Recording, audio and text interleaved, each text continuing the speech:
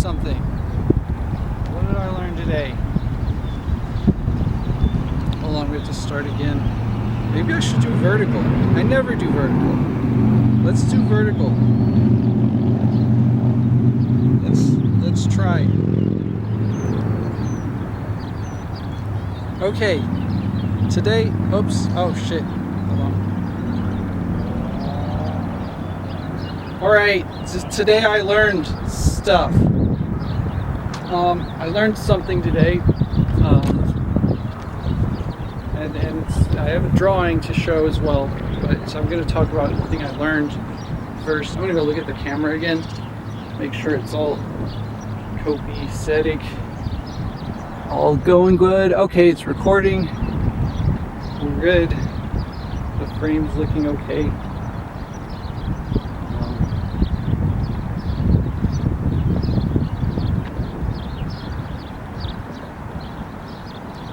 Yeah, so I learned something today. I want to keep these videos short. The last one was like a bit longer than I even intended.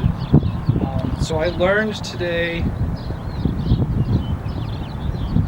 that some people have never been exposed to education about interpersonal relations. They're probably out there. I don't, And so, once again, it's something that to some of you might just be implicitly obvious, that, of course, some people haven't been exposed to education about interpersonal relationships, healthy interpersonal relationships, educational content. But, I mean, there's profound implications to that. And actually, I want to, if I get the chance, read this thing I have to really say, okay. Some people have not been exposed to education about healthy interpersonal relations. So that's for today I learned. That's how I wrote my little note. So that's all I wanted to say. That's the summation of the video, but I could kind of extrapolate on that. See, when you learn stuff, you begin to take it for granted that you've been maybe spent some time reading some articles about human behavior and psychology, or even had a professional education. Maybe you took a psychology class, and so you've been to college, you've studied human behavior. Maybe you have a PhD in psychology, or some sort of therapist or something. So it's important to take that kind of stuff into consideration, and not everyone knows that. And it's not necessarily just kids either. Like, you see a small child and you're like, of course, that kid's in grade school. He doesn't know, she doesn't know, this kid's not going to have any expectation of knowledge of human emotions, human behavior, human relationship dynamics.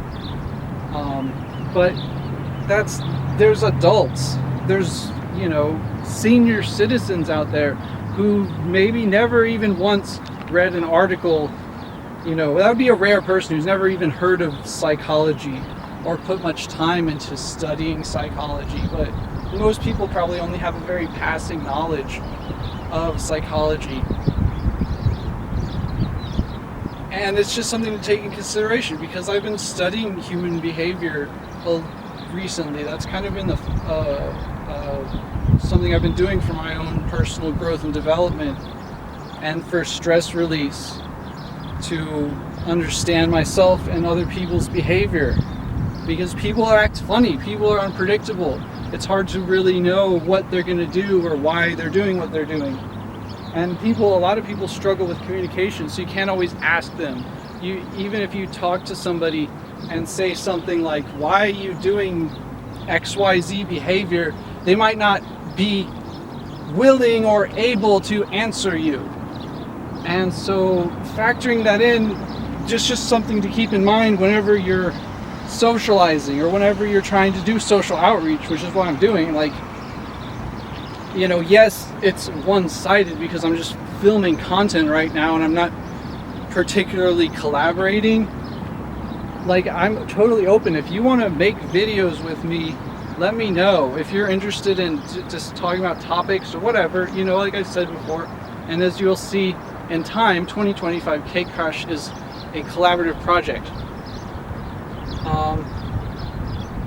So that's what I learned today.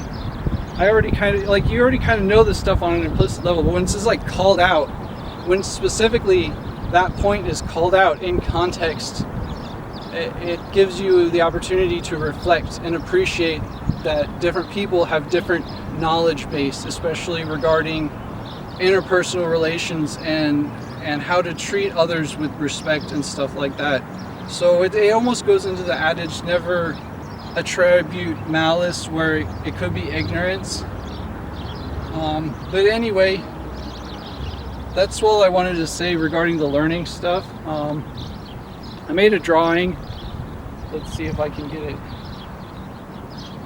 There, look, it's Edgelord in an apocalyptic junkyard wasteland. So that's Maggie. He's just saying hi, wandering around, exploring a big pile of apocalyptic junk. And that's my drawing, latest drawing from me. Gotta keep my skills sharp. I'm working on this comic book after all. And I wanted to do one other thing. This is risky, but I'm gonna do it to prove a point. We talk about auto hoax stuff. And maybe there were a couple points about auto hoaxing I want to make real quick. Damn it, I'm totally walking off frame, but I'm probably... Anyway, the point I wanted to make is that kind of furthering, I don't have the notes, but it doesn't matter. The notation that there is a world government, like, that's a conspiracy, but it's a valid one. And I was kind of watching a bit of the latest live stream from Tim on Infinite Plane Society, and there was discussion about chemtrail theory again, which I think is very important, so I'll say it since it's fresh on my mind.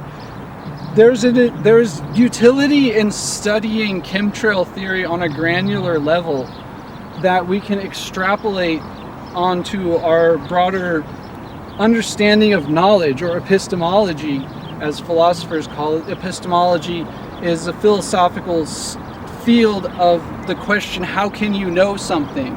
So you might say, you're making an assertion that a world government exists. It doesn't openly exist, therefore this is implicitly conspiratorial. According to the accepted narrative, the world as it is a competition, an international competition between superpowers like America, Russia, China, for example.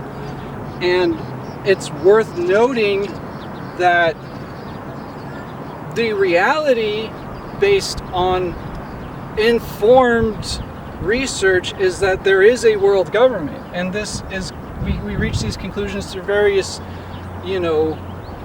observations, including the space fakery and the fact that different countries don't do an honest call out.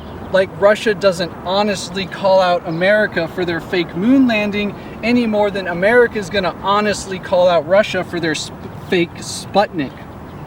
So, lacking this conversation among presumed rivals means that there's implications of an unspoken agreement that they're not going to call it out. And that's why we can conclude that there is a world government. And how this relates to chemtrail theory, and another thing we talk about a lot, which is the truther bait. And so truther bait is bad and faulty arguments. And so chemtrail theory is arguably an active measure of truther bait, because if you take the logical conclusions, if the chemtrail theorists are right, it must be an international conspiracy. Chemtrail theory, they don't even talk about it. That's the confounding thing, is these chemtrail theorists don't talk about the necessity of a world government to justify their chemtrail theory, because these aircraft are flying between countries. You see these people living in California watching these airplanes flying across the Pacific Ocean saying, oh no, look, what are they spraying, right? The loaded question. They're not saying, what is that cloud? They're saying, what are they spraying, implying that there's a spray. And so there's all sorts of logical fallacies, but these planes are going between countries, so there must be international cooperation. There's no way that, you know, China would let an airplane from America spray things onto their country without being in cahoots. They'd be working together. And so the failure of the chemtrail theorists to acknowledge the necessity of a world government in their arguments is just, it's only in furtherance of this fact that the reasonable deductive argument that we're saying chemtrail theory is truth or bait. Like, it's not honest, it's based on logical fallacies.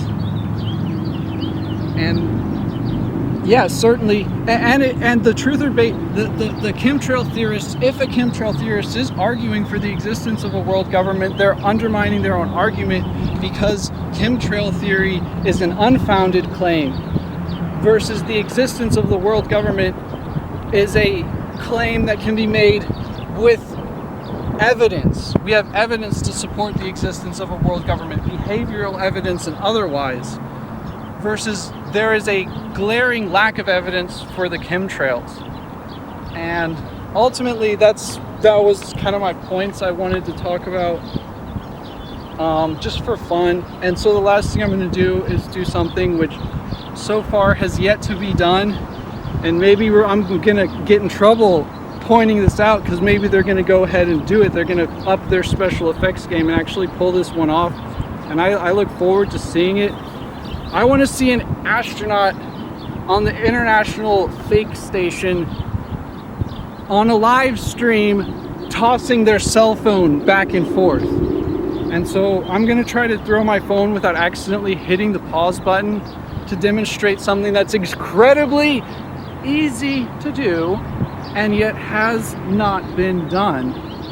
All right, and I granted I'm not live, but I could easily do this live. All right, guys, ready? I'm risking my phone for this. Holy shit. All right, NASA, up your game. Come on, guys. Come on, astronauts, go play catch with your phone in the space station. Live, please. Prove me wrong. Like, this is an open model. If you come with evidence to disprove, then I will acknowledge that the space station is real if I find sufficient evidence. Take me in the space station, deliver simple evidence like throwing your phone. You know, let's get some good flips. All right, I've set the bar. I've made my drawings. I continue. It's everyday, bro. Much love.